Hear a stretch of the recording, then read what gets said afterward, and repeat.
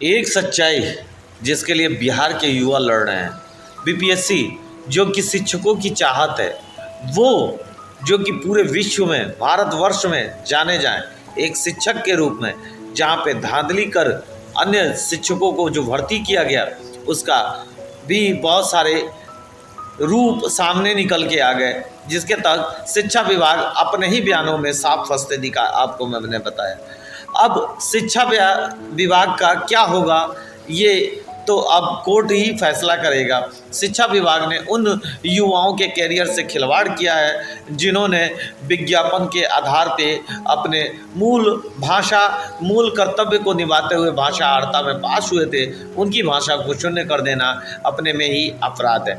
विज्ञापन में छेड़छाड़ करना ही अपराध है और मूल जो प्रवेश है वहाँ पे छेड़छाड़ आप नहीं कर सकते हैं। आपको कहा गया है कि बदलाव कर सकते हैं, लेकिन मूल विज्ञापन में नहीं।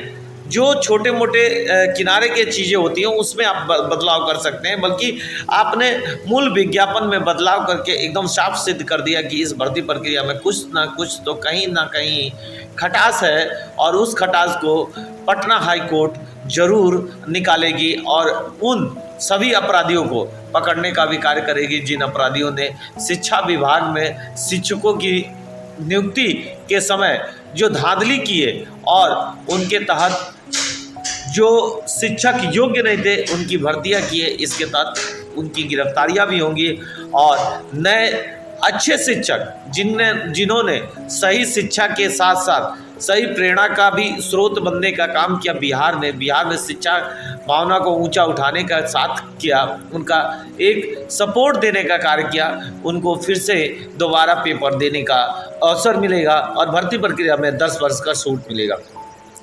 स्टेट में भी इसी चीज़ की लड़ाई हमारी लगातार जारी रहेगी। 10 वर्ष की छूट मिलनी चाहिए, जिसको लेकर पटना हाईकोर्ट तक का भी मामला गया।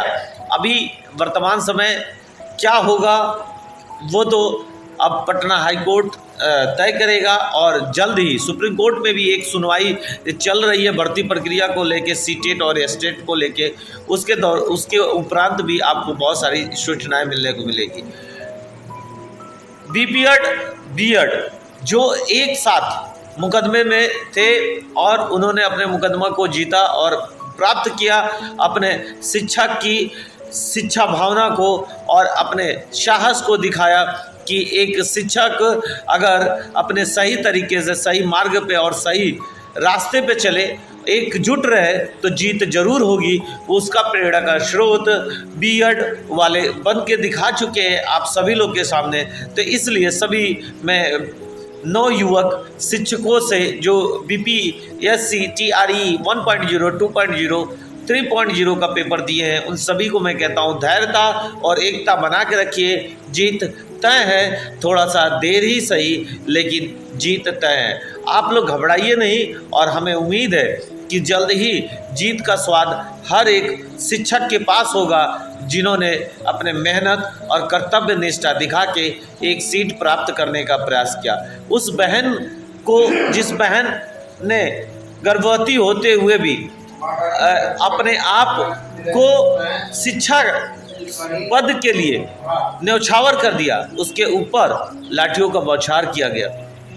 उनको भी एक अवसर है कि अपने आप को सुधार लें और ऐसे बहन बेटियों पर हाथ उठाने वालों को हम आज कसम खाते हैं कि नहीं छोड़ने वाले हैं। हम एक एक का तलाश करेंगे, एक एक व्यक्ति का तलाश करेंगे, क्योंकि मैं मनीष पत्रकार नहीं हूँ और मैं लिखित में बात करता हूँ।